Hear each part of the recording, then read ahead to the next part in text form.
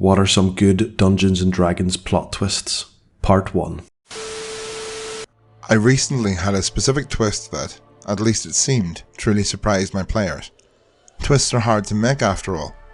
Oftentimes the classics are too predictable. I had run a game a few weeks back. In it, two realms long at war with each other had managed a peace agreement through the arranged marriage of the prince and princess of each kingdom. The party was tasked with ensuring everything went on without issue, escorting the princess to the wedding.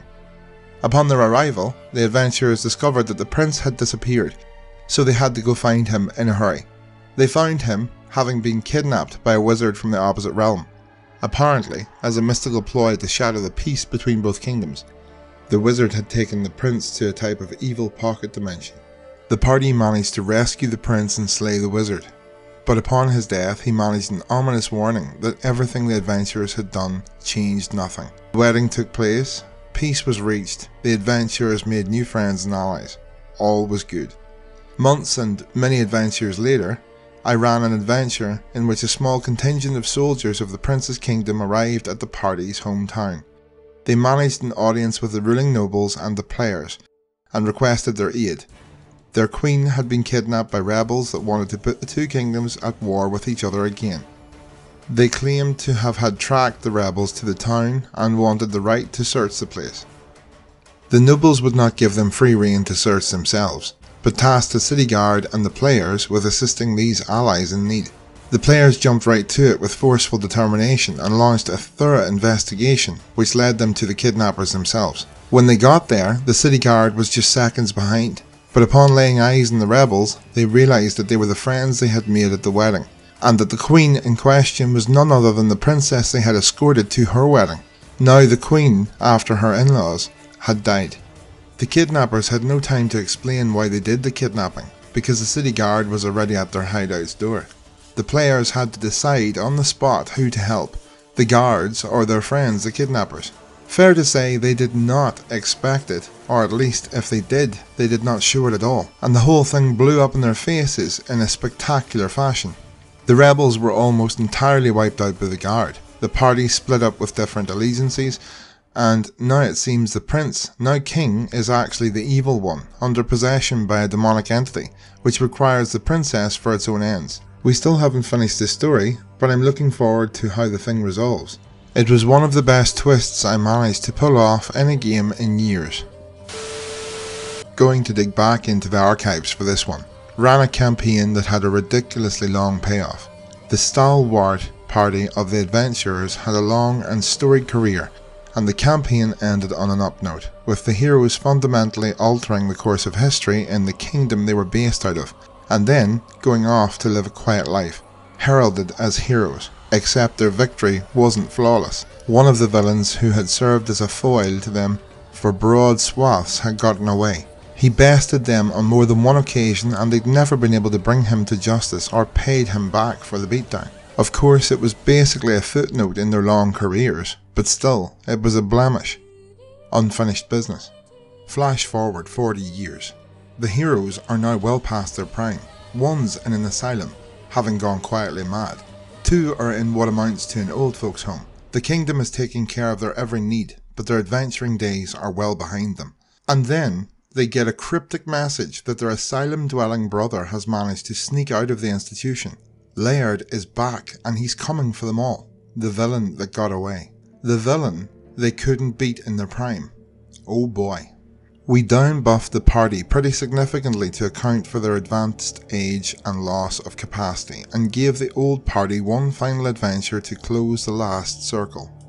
It was brutally challenging, but in the end, Team Ulster prevailed, first breaking their compatriot out of the asylum, and then making ready for the epic final stand against the one that got away. The adventure came about because, as we moved on to a new campaign, that story kept coming up in conversation about the one that got away. I could tell it left a note of dissatisfaction onto what had been an otherwise fantastic campaign. So, one day I announced that the next few gaming sessions would be a bit different. That we'd be straying from the new campaign we'd started. When I asked them to bring their old character sheets, everybody was confused and perplexed, but anxious to see what was up. Over the next 3 gaming sessions, they got their chance to nab the one villain who had eluded them. This wasn't so much a plot twist as a twist created by a player who consistently refused to play his character in character. When this player joined the campaign, he expressly wanted to have a female cleric type character, but in the game universe we were playing in, the GM only had a couple of very specific religions you could choose from, each with their own benefits and restrictions. The player went through the background briefing list and chose the one which he felt would likely give him the greatest powers, basically ignoring any of the restrictions that becoming a follower of that faith would put on him. These restrictions included, among other things, celibacy, intolerance for non-human races, and an almost pathological hatred for magic users. The group's first quest involved infiltrating an enemy fortress to then open one of the gates to admit their patron's army to capture the place. So the player in question goes into the nearby town and, over the course of the next week or so, seduces the captain of the guard, an elven warlock, to gain entry to the fortress, in one fell swoop violating every major tenet of his supposed faith. The GM has the goddess of the religion repeatedly appear to the character in dreams, warning her that she's committing grave and unpardonable sins that may well cost the character her divine favours. The player contemptuously ignores these warnings as unimportant manifestations of a guilty conscience. In frustration, the GM then has the actual goddess manifest in a literal burning bush, admonishing the priestess to modify her ways and return to the fold or suffer irrevocable consequences. This is dismissed as a hallucination. So the next morning, after the priestess has again spent the night shagging the elven warlock senseless, the GM has the character awakened to discover that all her divinely linked powers are gone. Her charisma has dropped by 5 points to match her spiritual ugliness with physical ugliness, and that the inquisitors of her faith are now hunting her down as an unrepentant heretic. The player then throws a hissy fit, claiming the GM gave him no warning that this might happen. Everyone else in the group has a very what the fuck reaction to this patently false claim. And then rage quits on us all, ripping the character sheet up before storming off in a huff. The next week he tries to start up a much better run D&D game on the same night that the group usually plays, encouraging the other players to join him. Precisely one other person, his best friend, leaves the original group to join the new game. For the next couple of months, the two of them and one other new recruit meet suddenly in the opposite corner of the public library, trying to pretend that they are having a good time. The other game folds shortly thereafter, and the best friend and the new guy rejoin our group. Mr. Rage Quit is never seen again. That the players were actually hobbits and had been the whole time. I was running a game that took place 500 years after some nameless apocalypse. Functioning pre-apocalyptic artifacts were magic, and the pre-apocalyptic people were worshipped as gods. Except that I didn't tell the players any of this. I just outlined the current culture and available religions, and planned to let them figure it out over the course of the campaign. They figured it out on the second session.